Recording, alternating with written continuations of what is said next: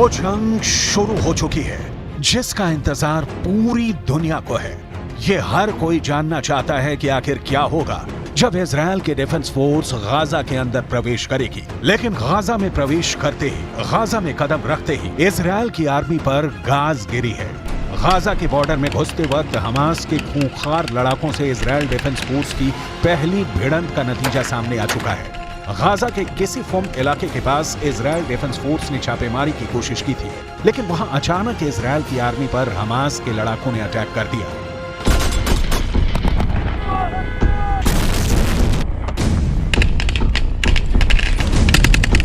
Hamas के लड़ाकों ने इजराइल के मरकावा टैंक पर एंटी टैंक मिसाइल लॉन्च कर दी, जिसमें एक इजरायली सैनिक मारा गया है और कई घायल हुए हैं। गाजा को हमास ने एक ऐसा किला बना दिया है जिसको जीतने के लिए इजराइल को भारी कुर्बानी देनी पड़ सकती है, और ये बात पहली खतरनाक खूनी झड़प से समझ में आ रही है। अभी 2 दिन पहले ही इजराइल आर्मी के chief of staff Herzi Halevi ने अपने कमांडर्स को संबोधित करते हुए कहा था कि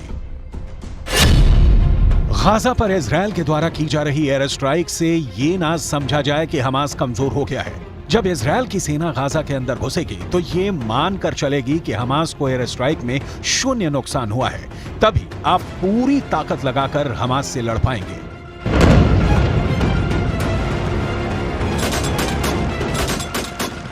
इजराइल के चीफ ऑफ आर्मी स्टाफ की ये बात सही होने में सिर्फ 2 दिन का वक्त लगा, और ये नजर आ गया कि अभी भी गाजा की जमीन पर हमास की पकड़ कितनी मजबूत है।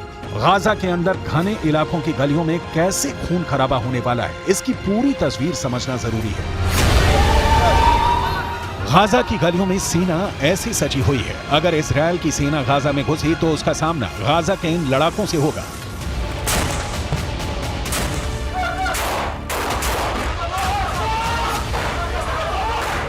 इजराइल का दावा है कि उसकी सेना जमीन के रास्ते गाजा में दाखिल होने को तैयार है। इजराइल की सेना गाजा बॉर्डर पर डटी हुई है। हवाई रास्ते इजराइल गाजा को जमींदोज करने में लगा है। इजराइल की सेना जमीन पर भी जबरदस्त एक्शन में दिखाई दे रही है।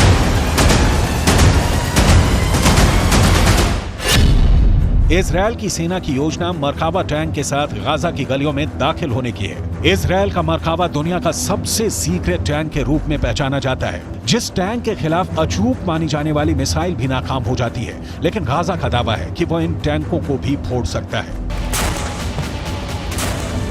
इजराइल की सेना जमीन के रास्ते गाजा में किसी भी वक्त दाखिल हो सकती है, लेकिन गाजा भी उनको मुंहतोड़ जवाब देने के लिए तैयार है। अब सवाल यह है कि गाजा में हमास इजराइल के सैनिकों का मुकाबला कैसे करेगा।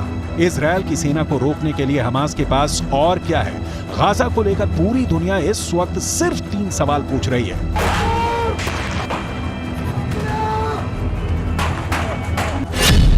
पहला सवाल, इजराइल की सेना अगर गाजा में घुसेगी तो हमास खुद को कैसे बचाएगा? दूसरा सवाल, इजराइल हमला करेगा तो हमास के सामने सबसे बड़ा डिफेंस क्या है? तीसरा सवाल, इजराइल की सेना अगर गाजा में दाखिल होने में कामयाब हो गई तो हमास इजराइल को कैसे हरा सकता है या फिर उसे बुरी तरह जख्मी कर सकता है?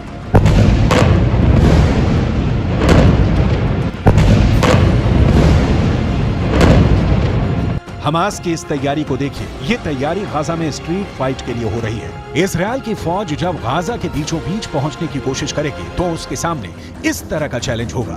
गाजा में हमास के लड़ाके मुकाबला करने को तैयार मिलेंगे, वहीं इजराइल की सेना की एक टुकड़ी गाजा के बॉर्डर के अंदर दाखिल होने के लिए जंग लड़ रही है, वहीं दूसरी टुकड़ी गाजा में स्ट्रीट फाइट की तैयारी कर रही है। गाजा को लेकर पूरा ऑपरेशन या कहें कि जंग कितनी खतरनाक हो सकती है, इसका अंदाजा आप इन तस्वीरों से लगा सकते हैं। इस वक्त गाजा पर इजराइल की सेना बड़े पैमाने पर बमबारी कर रही है। बावजूद इसके गाजा इजराइल से लोहा लेने के फुल मूड में है।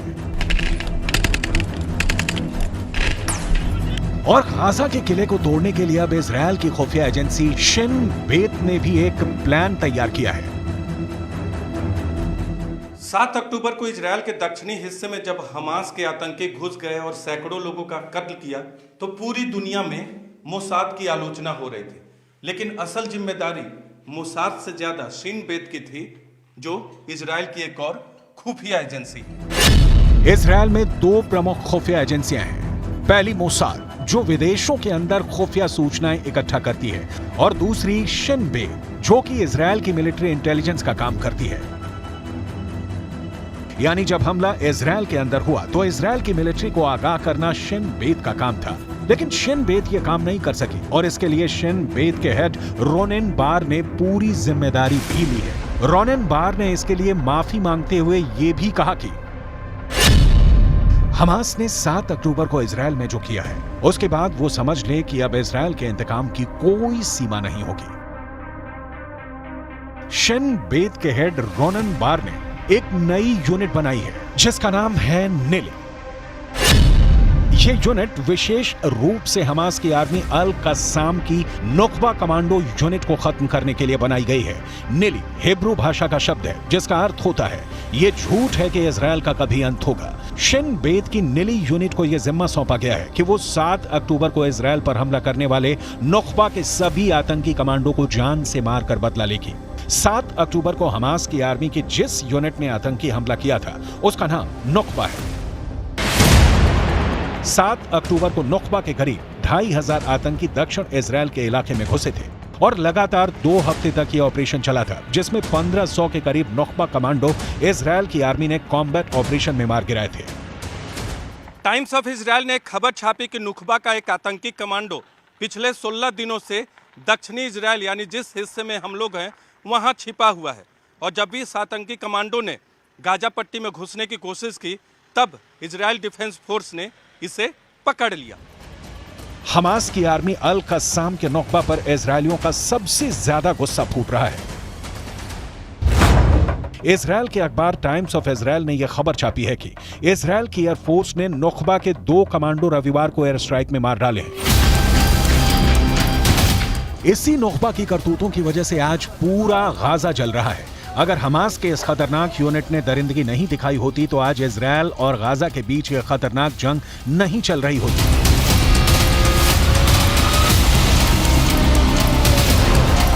ये इस वक्त की गाजा की ड्रोन फुटेज है। ऊपर से गाजा सीमेंट की इमारतों का कब्रिस्तान नजर आ रहा है। ये घर, फ्लैट, बाजार, दुकान कभी हंसियों से गुलजार थे, लेकिन अब ये सब बियाबान हो चुके हैं।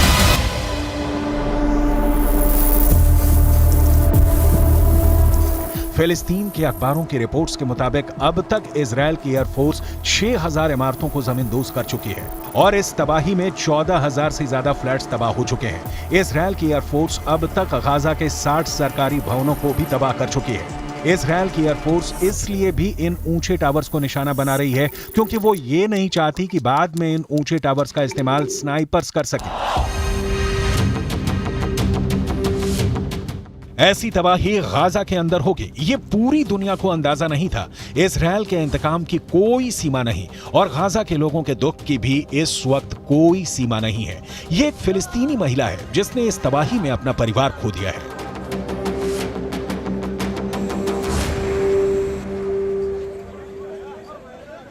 وبالنسبة للشهيد هو على خط واحد مع باقي الشهداء ومع المنتظرين إلى تحقيق النصر. وهي معركة حق وباطل، هي معركة حق وباطل أينما كانت. أهل الحق واحد وأهل الباطل واحد، والحق منتصر قطعا لا محالة.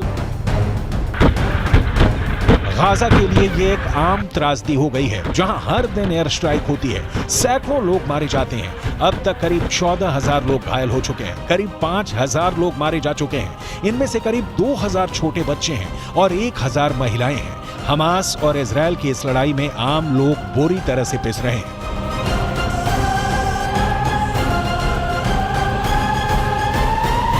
معظم الإصابات والشهداء الذين وصلوا إلى مستشفى شهداء الأقصى من النازحين، يعني هناك أعداد كبيرة من النازحين وصل إلى مستشفى شهداء الأقصى، معظمهم يأونهم في منازل أقاربهم، ووصلوا إلينا عبارة عن جثث وأشلاء مقطعة. أكثر من 90 شهيد وصلنا منذ الصباح الباكر إلى مستشفى شهداء الأقصى في المحافظة الوسطى، وكما تسمع دوي القصف بجوار مستشفى شهداء الأقصى الآن.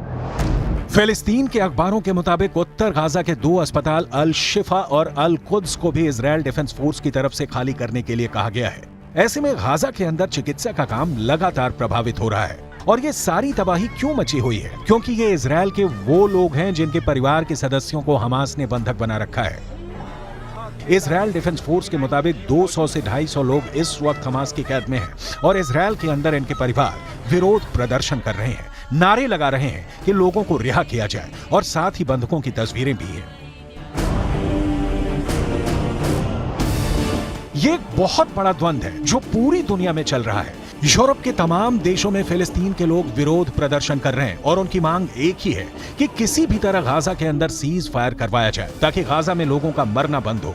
जबकि दूसरी तरफ इजराइल के समर्थक वो लोग हैं जो ये कह रहे हैं कि हमास ने जो किया है उसकी सजा देने का हक इजराइल के पास है। 7 अक्टूबर को इजराइल के दक्षिणी हिस्से में जब हमास के आतंकी घुस गए और सैकड़ों लोगों का कत्ल किया तो पूरी दुनिया में मोसाद की आलोचना हो रही थी, लेकिन असल जिम्मेदारी मोसाद से ज्यादा शिन बेत की थी, जो इजराइल की एक और खुफिया एजेंसी है। इजराइल और फिलिस्तीन की इस जंग ने पूरी दुनिया के अंदर कई इलाकों में एक सांप्रदायिक तनाव को जन्म दिया है, जिसका असर अमेरिका और यूरोप के तमाम इलाकों में नजर आ रहा है। ताजा खबर यह है कि अमेरिका में शनिवार की सुबह डेट्रॉयट सिनेगॉग की अध्यक्ष सामंथा वोल की चाकू मारकर हत्या कर दी गई। सामंथा एक यहूदी धर्मस्थल का काम देखती थी। लंदन में फिलिस्तीन का समर्थन और इजराइल का समर्थन करने वालों के बीच भी होड़ नजर आ रही है। पहले फिलिस्तीन के समर्थकों ने लंदन के अंदर एक बड़ा विरोध प्रदर्शन किया। यूरोप के कई अखबारों ने दावा किया कि फिलिस्तीन के समर्थन में 1 लाख लोग उतर आए थे।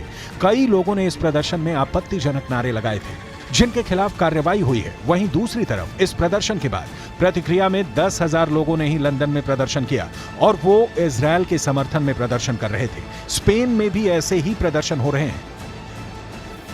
Esto se va a repetir cada ciertos años, se va repitiendo la misma historia. Si no buscamos una solución fija, que el Estado sionista respete las leyes internacionales, no va a haber una solución a corto plazo. Lo que está pasando ahora pasó hace 10 años y volverá a pasar de aquí 10 años otra vez. Spain के Barcelona में एक बहुत बड़ा विरोध प्रदर्शन हुआ है। हजारों लोग फिलिस्तीन के झंडे लेकर बार्सिलोना में उतर गए। ये लोग फिलिस्तीन के समर्थन में नारे लगा रहे थे और तुरंत सीज फायर करने की मांग कर रहे थे। No servirá para nada porque los autores de las masacres y los autores y los cómplices de las masacres no estaban, ni el Estado de Israel, ni Estados Unidos, ni la Unión Europea en general. Todos los que estaban allá son títeres, no tienen ninguna autoridad, ni tienen ninguna voluntad ni pueden solucionarlo. युद्ध की विभीषिका इतनी बड़ी है कि रफा crossing के पास भी जब इजराइल के टैंक का एक फायर हुआ तो इजिप्ट में हड़कंप मच गया। बाद में इजिप्ट की फोर्स की तरफ से ये सफाई दी गई कि इजराइल ने मान लिया है कि ये फायर गलती से हुआ था। कुल मिलाकर अगर गाजा की तबाही को नहीं रोका गया तो जल्द ही पूरा वेस्ट एशिया और अरब खौलने लगेगा।